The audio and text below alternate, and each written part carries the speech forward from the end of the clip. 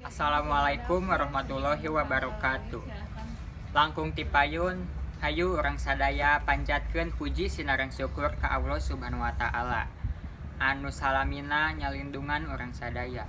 Teu hilap sholawat sinareng salam, mugia salamina dicurahkeun ka Habibana wa Nabiyana Muhammad sallallahu alaihi wasallam. Hadirin anu ku abdi dipihormat, dina ieu kasempatan abdi bade mendarkeun ngeunaan bahayana narkoba pikeun urang sadaya. Narkoba singkatan tina narkotika sareng obat-obatan terlarang anu tiasa ngabahayakeun tur gaduh resiko kanu pamakena.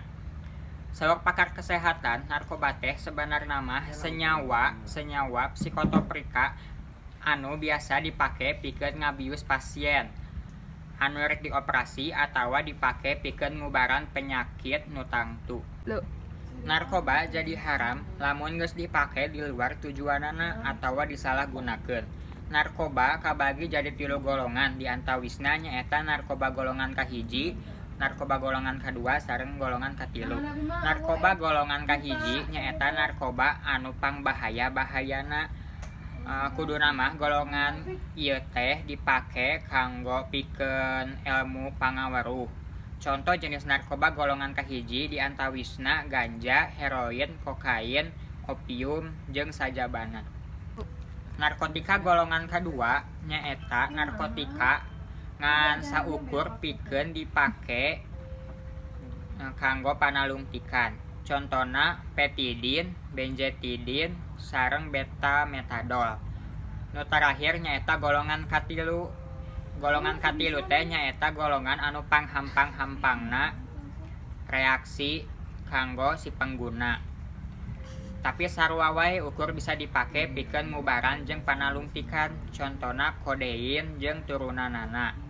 Nah, salian ti narkotika aya psikotropika nyaeta zat atawa obat salian anu lain ti narkotika, boh nu alami boh anu buatan. Aya 4 golongan psikotropika nyaeta golongan anu kahiji, psikotropika anu zat adiktifna teh kuat pisan. Anu kadua, psikotropika anu zat adiktifna teh kuat. Anu katilu, psikotropika anu zat adiktifna teh sedang. Anu kaopat nu terakhir nyaeta zat adiktifna teh nya lemah.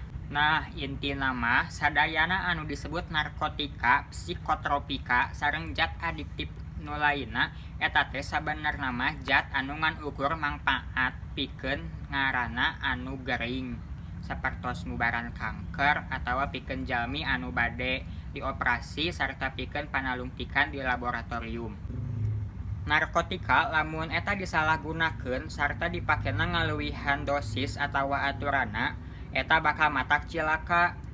Nah, mung sakitu wae anu tiasa ku sim kuring dipikahatur. Hampunten bilih aya kakirangan atawa kalepatan. Wassalamualaikum warahmatullahi wabarakatuh.